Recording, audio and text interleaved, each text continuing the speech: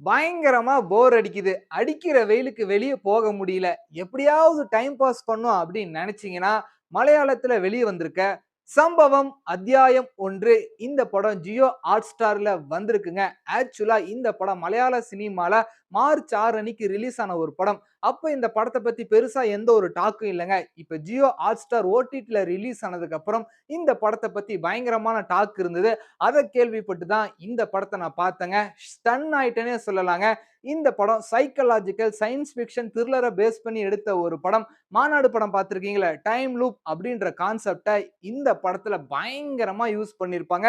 ஒரு time loop கான்செப்ட்ட வச்சு தான் இந்த படத்தையுமே எடுத்திருக்காங்க. இந்த படத்த ஜித்து சதீஷன் அண்ட் மங்களத்து இவங்க 2 பேரும் சேர்ந்து தான் டைரக்ட் பண்ணியிருக்காங்க. இந்த படத்துக்கு காட்வின் தாமஸ் அப்படின்ற ஒரு மியூசிக் பண்ணியிருக்காரு. இந்த படத்தோட ஸ்டோரி என்ன அப்படின்னு பார்த்தீங்கன்னா, ஹீரோ ஒரு போலீஸ் ஆபீசருங்க. அவர் டியூட்டில பண்ண ஒரு தப்புக்காக பனிஷ்மென்ட்டா வேற ஒரு ஊருக்கு மாத்துறாங்க. அங்க பயங்கரமான ஒரு மிஸ்ட்ரியான ஒரு ஃபாரஸ்ட் இருக்கு.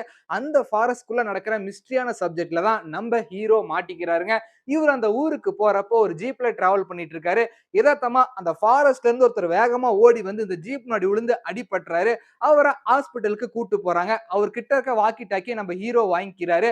அதே டைம்ல அந்த ஊர்ல இருக்க ஒரு போலீஸ் ஸ்டேஷன்ல இருக்க ஒரு போலீஸ் ஆபீசர் அந்த ஃபாரஸ்ட்ல சின்ன பசங்கலாம் என்ஜாய் பண்ணலான்னு வந்திருப்பாங்க. அவங்கள புடிச்சு விசாரணை பண்ணி ஒரு சம்பவம் பண்ணிட்டு இருப்பாரு. சரி நம்ம என்னதான் ஆகுதுன்னு அங்க போய் பார்க்கிறப்ப, அங்க ஒரு டெட் பாடி கிடக்குதுங்க. அதுக்கப்புறம் அந்த ஃபாரஸ்ட்டுக்குள்ள போக ஆரம்பிக்கிறாங்க. அதே நேரத்துல அந்த வாக்கி டாக்கில இருந்து இன்னொருத்தர் என்னைய காப்பாத்துங்க, இந்த காட்டுக்குள்ள நான் மாட்டிக்கிட்டேன். என்னைய எப்படியாவது காப்பாத்துங்க அப்படின்னு பயங்கரமா கெஞ்சுறாரு. ஒரு கட்டத்துக்கு மேல அவர காப்பாத்தலாம் அப்படின்னு அந்த ஃபாரஸ்ட்டுக்குள்ள மேலும் மேலும் போகுறப்ப, அங்கதான் ஒரு பயங்கரமான சம்பவம் நடக்குது. என்ன அப்படின்னு பார்த்தீங்கன்னா, அவரு சொன்ன இடத்துல இவங்க எல்லாரும் போய் பார்க்கிறப்ப, அந்த இடத்துல அவர காணோம். என்னடா அவரு சொல்ற இடத்துல தான் நம்ம வந்துட்டோமே, எங்கடா அவர காணோம்ன்னு பயங்கரமா யோசிச்சுட்டு இருக்கப்ப தான், ஹாஸ்பிட்டல்ல அடிபட்டாரு பார்த்தீங்களா, அவரு 30 வருஷத்துக்கு முன்னாடி காணாம போனவரு திரும்ப வந்திருக்காரு அப்படின்ற ஒரு ஷாக் நியூஸ் கேள்விப்பட்ட உடனே, இவங்க நீங்க எந்த வருஷத்துல இருந்து பேசுறீங்க அப்படின்னு கேட்கிறப்ப, இவருமே 30 வருஷத்துக்கு முன்னாடி இருந்து பேசுறாருங்க. பயங்கர ஸ்டன்னிங்கா இந்த சீன் இருக்கும். இன்னொரு ட்விஸ்ட் என்ன அப்படின்னு பார்த்தீங்கன்னா, அந்த வாக்கி டாக்கில பேசுனாங்க பார்த்தீங்களா, அவரு தான் ஹீரோவோட அப்பா. 30 வருஷத்துக்கு முன்னாடி காணாம போனவரு இந்த ஃபாரஸ்ட்டுக்குள்ள மாட்டியிருக்காரு.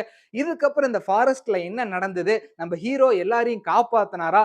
என்னென்ன ஆச்சு? அப்படின்றது தான் இந்த படத்தோட ஸ்டோரிங்க.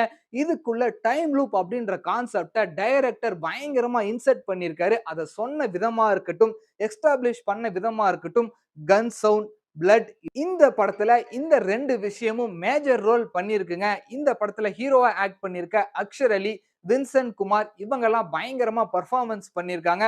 டைம் லூப் கான்செப்ட்ட எந்த அளவுக்கு டெப்த்தா கொண்டு போக முடியுமோ, அந்த அளவுக்கு பயங்கர இன்ட்ரஸ்டிங்காவும், ரொம்ப கிளாரிட்டியாவும் காமிச்சிருக்காங்க. படம் ஸ்டார்ட்டிங் ஆன ஒரு 30 நிமிஷத்துல அங்க ஒரு சீன் நடக்கும், இங்க ஒரு சீன் நடக்கும். என்னடா படத்த கொண்டு போறாங்க? ஒண்ணுமே புரியலையே!